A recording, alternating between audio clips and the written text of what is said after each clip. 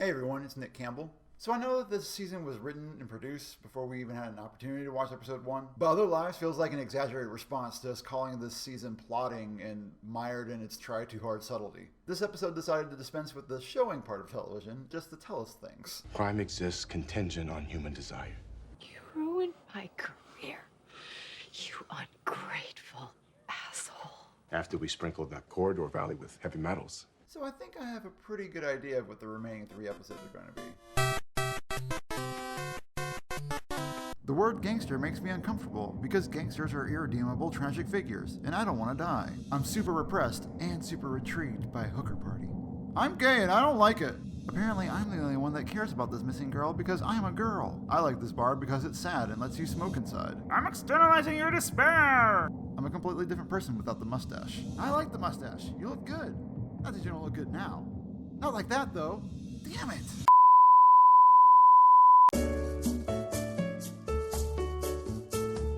It's 66 days later, and the tiresome foursome are in different places now. Frank's more fully embraced the gangster role. You know that word bothers me.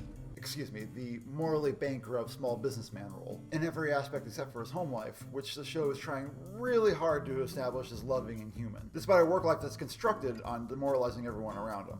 Can I help you, Cisco Kid? But other than being given a lead that the audience recognizes in the hard drive, Frank's life hasn't really changed all that much. Ani, on the other hand, has been demoted to evidence room clerk, but seemingly not for the Vinci Massacre. Somebody was trying to do you, girl. And if you had a few more friends, might have been harder to get done. Again, we meet the Pizzolato dilemma. Is this show trying to demonstrate the double standard that women have to go through in a boys' club environment? Or is there a little bit of slut-shaming here? It seems that the answer is always going to lie in the bias the viewer brings into the show, which is why reflecting on every episode is important, but we'll get to that in a minute. While Ani was demoted, Paul was promoted to detective of fraud investigation. The common thread between Ani and Paul is that what happened to them after the Vinci Massacre, professionally, it's like the worst thing that could have happened to them. But Paul's making a go of it. Just like everything else in this life that's a lie. You almost feel sorry for Emily and her mother because Paul, this disaster, has been introduced into their otherwise happy life. The potential for disaster was on full display when Paul and his mother were arguing about the money. You shut your fucking mouth. You fucking poison goose. It was like I was watching a Showgirl squeakle, where the fighting was between Nomi and Kyle MacLachlan's illegitimate child, conceived in the pool. You remember. And now you just have pity for everyone that has tropical depression Paul in their lives. After the massacre in Vinci, Ray pretty much extricated himself from Paul or Ani or anyone else that was involved in the shootout. And he took a job being Frank's muscle. You know that word bothers me. I'm sorry, the small businessman's security consultant.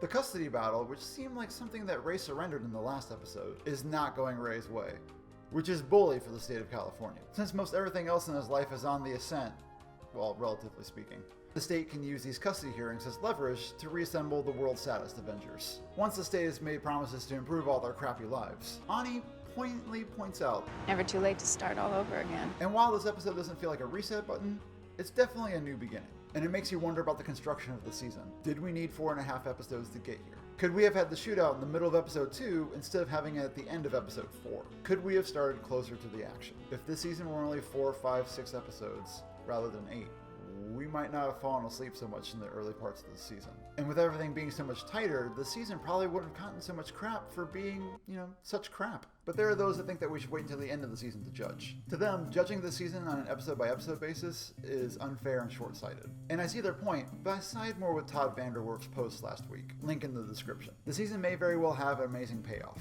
but that doesn't mean a person should stay silent about a show's most basic unit, which is the episode. And a person shouldn't feel like they have to be silent about how the viewing experience has gone so far. To me, the wait-and-see approach to this season is just an extension of the turn off your brain and enjoy it fallacy. Fans seem to forget that critics want this thing to pay off just as much as they do. Like I've said in Pretty Little Liars reviews, critics, even if they're not fans of the show, are always rooting for the better story. It's just way easier and more enjoyable to talk about. And there are far more superlative adjectives than there are pejorative adjectives. That's not true. And the superlative adjective gets you in the ad.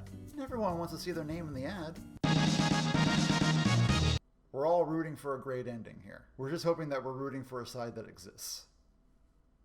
Thanks for watching.